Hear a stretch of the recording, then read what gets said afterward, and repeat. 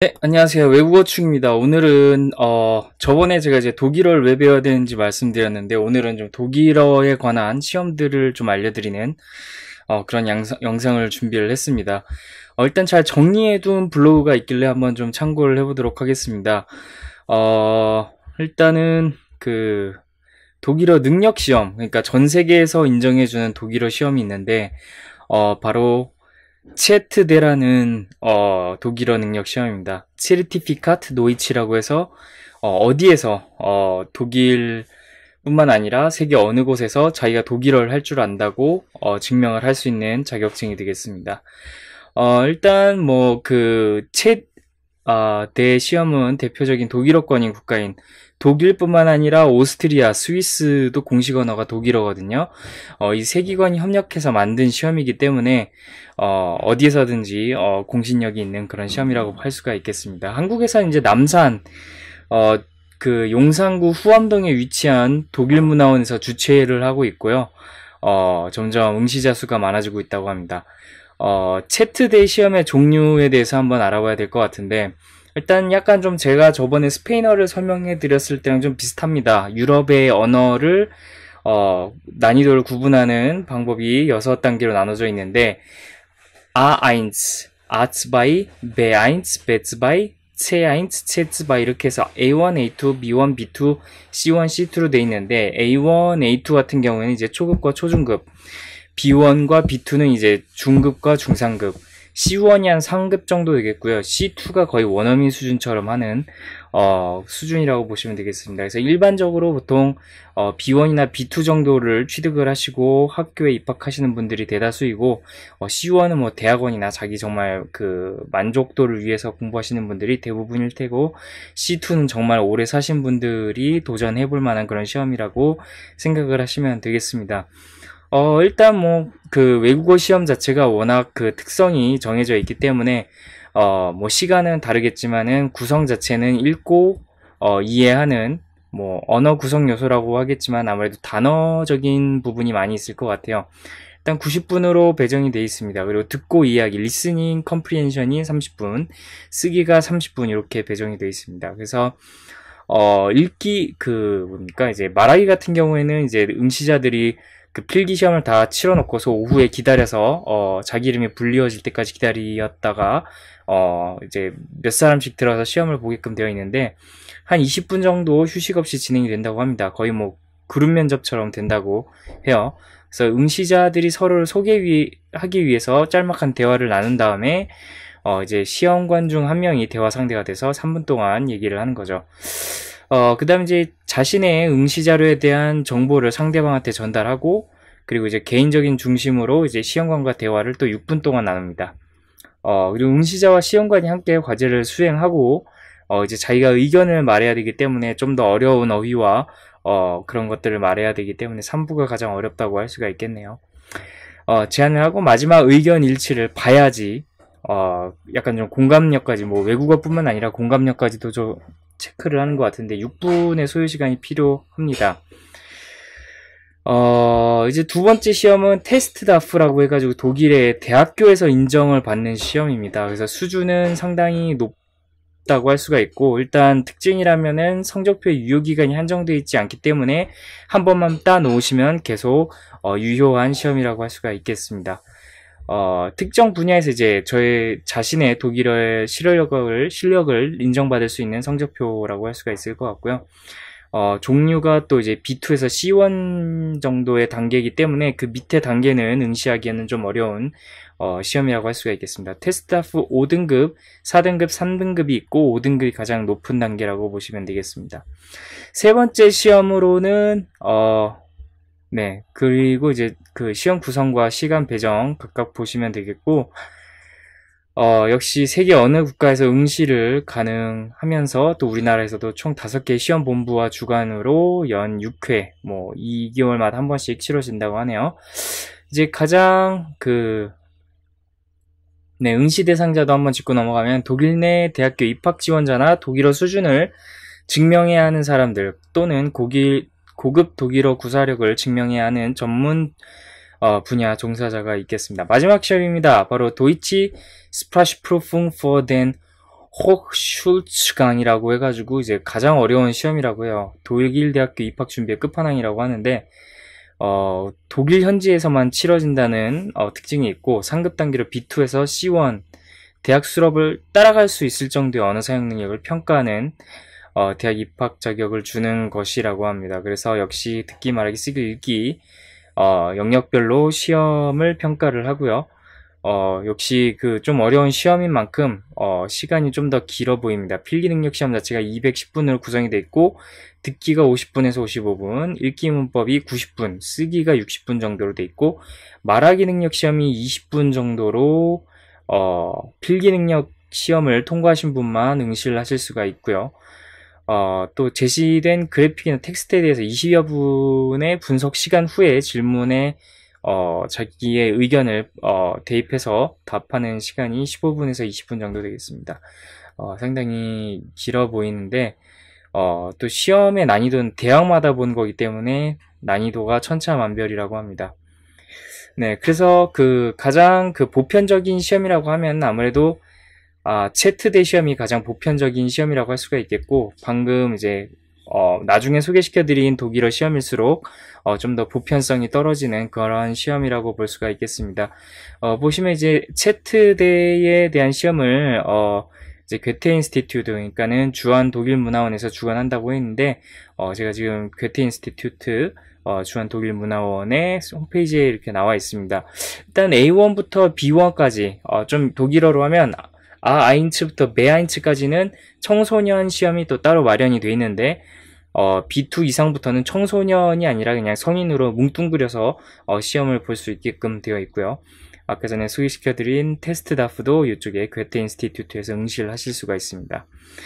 뭐 A1은 너무 단순한 내용일 것 같고 좀 흥미로운 메아인츠에 대한 내용을 한번 보도록 하겠습니다.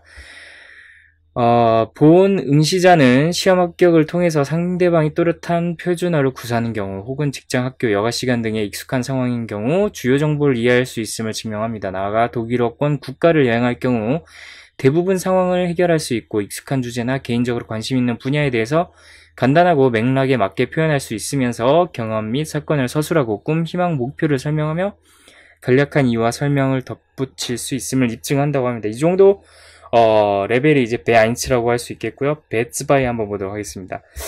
응시자는 본 시험 합격을 통해 구체적 혹은 추상적인 주제에 대해 복잡한 텍스트의 주요 내용을 이해하고 자신의 특수 분야에 대한 전문적인 토론을 이해할 수 있으며 즉흥적이고 막힘없는 의사소통이 가능하며 모국어 사용자 간의 평범한 대화에서 무리 없이 쌍방 간의 이해가 가능함을 증명합니다. 나아가 광범위한 주제에 대해 명확하고 자세하게 표현할 수 있으며 특정 현안에 대해 입장을 설명하고 다양한 해결책에 내포된 장단점을 제시할 수 있음을 입증한다고 합니다. 그래서 그 정도 실력이 베츠바이가 되겠습니다. 그래서 제가 봤을 때는 뭐 대학교에서 무리 없이 수강을 하려면 베츠바이 정도는 필요하지가 않을까 싶지만은 또 베아인츠 갖고 가서 이제 독일 생활하면서 적응을 하면서 또 많이 늘 테니까 베아인츠 들고 가서 입학을 하는 것도 한 가지 방법이라고 할 수 있겠습니다.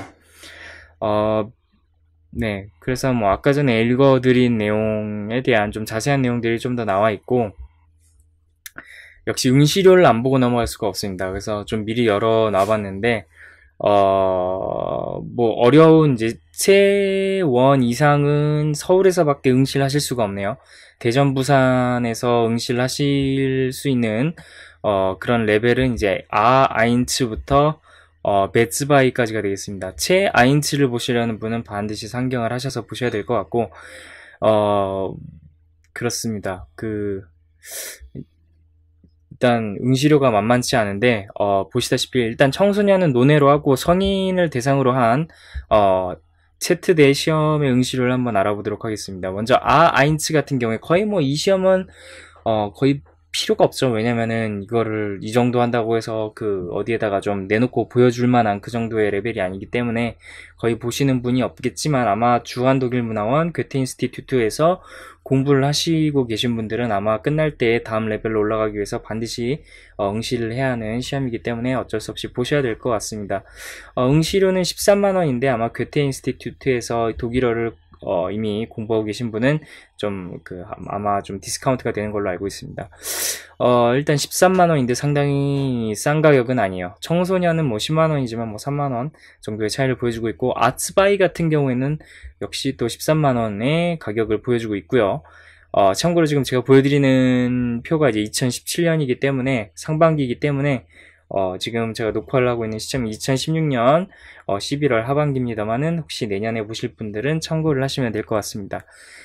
그 다음에 이제 베아인츠 정도 돼야지 이제 좀 시험 보고 나서 이 정도 한다라고 보여드릴 수 있는 그런 레벨이 될 텐데, 시험 가격이 정말 뭐 만만치가 않네요. 뭐 성인 대상으로 하는 경우에 이제 23만원을 내고 보셔야 되고, 이제 각 과목별로 치라고 하시는 분들은 8만원이 되겠습니다. 근데 전체적으로 보시는 게 아무래도 가격이 좀 더 싸게, 될 것 같고요. 뭐 단체로 치르시는 분이 얼마나 많을까는 모르겠지만, 단체로 보시면, 한 4만원 정도가 빠진다는 점 체크하시면 되겠습니다.